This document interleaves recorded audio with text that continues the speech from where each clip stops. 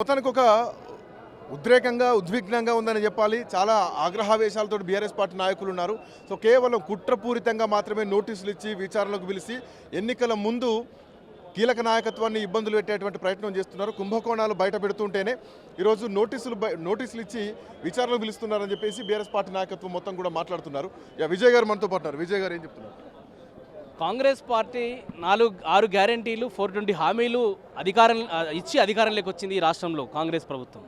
మీరు ఈ సిట్లు వేస్తామనో కమిషన్లు వేస్తామనో ఈ రకమైనటువంటి కాలయాపన చేస్తామని మీరు హామీలు ఇవ్వలేదు ఈ తెలంగాణ ప్రజలకు. కాబట్టి మీరు ఇచ్చినటువంటి గ్యారంటీలు మీరు ఇచ్చినటువంటి హామీలని అమలు పెట్టేటువంటి ప్రయత్నం చేయండి, దాని మీద దృష్టి పెట్టమని చెప్పేసి మా పార్టీ మొదటి నుంచి కూడా ప్రశ్నిస్తూ ఉంది, డిమాండ్ చేస్తూ ఉంది. కానీ ఈ ప్రభుత్వం వారు ఇచ్చినటువంటి గ్యారంటీలు హామీలు అమలు చేయలేనటువంటి నిస్సహాయ స్థితిలో ఉంది. కాబట్టి ఈ రకమైనటువంటి ఒక సిట్ల పేరు మీద, ఈ రకమైనటువంటి కమిషన్ల పేరు మీద, ఈ రకమైనటువంటి నోటీసులు ఇచ్చి అక్రమంగా ఈరోజు ఈ ప్రభుత్వం అధికారాన్ని దుర్వినియోగం చేస్తూ ఉంది, డైవర్షన్ పాలిటిక్స్ చేస్తూ ఉంది.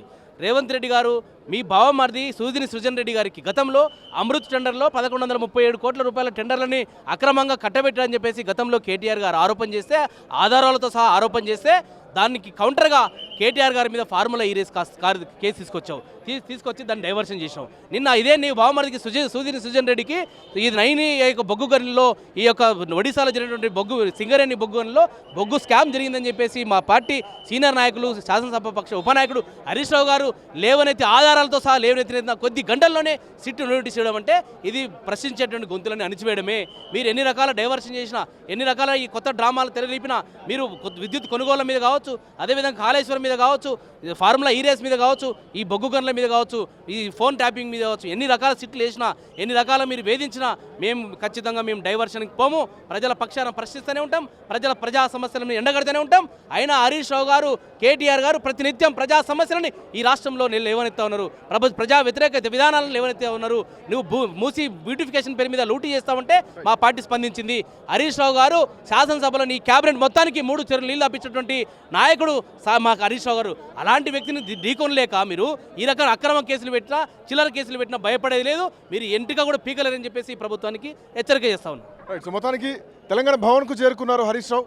సో మరి కాసేపట్లోనే కొద్ది సెకండ్లలోనే తెలంగాణ భవన్కు చేరుకోబోతున్నారు హరీష్ రావు. సో ఇప్పటికే వందలాది వేలాది మంది వస్తున్నారు. భారీ ర్యాలీగా హరీష్ రావు తెలంగాణ భవన్కు చేరుకుంటున్నారు. సో తెలంగాణ భవన్కు చాలా దగ్గరలోనే ఉన్నారు.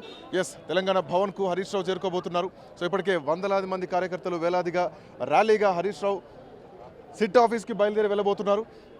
సో ఇప్పటికే ఒక దిక్కు మీడియాతో, ఇంకొక వైపు తెలంగాణ రాష్ట్ర వ్యాప్తంగా ఉన్నటువంటి బీఆర్ఎస్ పార్టీ నాయకత్వంతో తెలంగాణ భవన్ మొత్తం కూడా కిక్కిరిసిపోయింది. మనం చూడొచ్చు, కీలకమైనటువంటి నాయకులంతా కూడా ఇక్కడే ఉన్నారు. పల్లా రాజేశ్వర రెడ్డి కానీ, లేదంటే వరంగల్ జిల్లా నుంచి వచ్చినటువంటి రాకేష్ రెడ్డి కానీ, మాజీ మంత్రి సత్యవేద రాథోడ్ కానీ, సో అందరూ వస్తున్నారు. ఎర్రబెల్లి దయాకర్ రావు కూడా ఇందాకే చేరుకోవడం జరిగింది తెలంగాణ భవన్కు. సో కీలకంగా ఉన్నటువంటి అగ్రనాయకత్వం బీఆర్ఎస్ పార్టీ శ్రేణులంతా కూడా తెలంగాణ భవన్కు చేరుకుంటున్నారు. మాజీ శాసనసభ్యులతో పాటు కీలకమైనటువంటి నేతలంతా కూడా వస్తున్నారు. హరీష్ రావుకు నోటీసులు ఇచ్చిన నేపథ్యంలో కేవలం కుంభకోణాలు బయట పెడుతున్నాం అన్నటువంటి నేపథ్యంతోనే ఒక డైవర్షన్ పాలిటిక్స్ చేస్తున్నారు అన్నది బీఆర్ఎస్ పార్టీ చేస్తున్నటువంటి ప్రధానమైనటువంటి ఆరోపణ. ఖచ్చితంగా గతంలో ఎన్నో కేసులు ఎదుర్కొన్నాం, ఇప్పుడు కూడా కేసులు ఎదుర్కోవడం మాకు కొత్త కాదు. ఇవాళ కేసులేం కొత్తగా చూడట్లేదు. తెలంగాణ ఉద్యమ సమయంలోనే పదవులకు రాజీనామాలు చేసి పదవులనే తృణప్రాయంగా వదిలేసిన మాకు మళ్ళొక్కసారి ఉద్యమం చేయడం పెద్ద కొత్త కాదు, ఖచ్చితంగా ఎదుర్కొంటామని చెప్పేసి మాట్లాడుతున్నారు.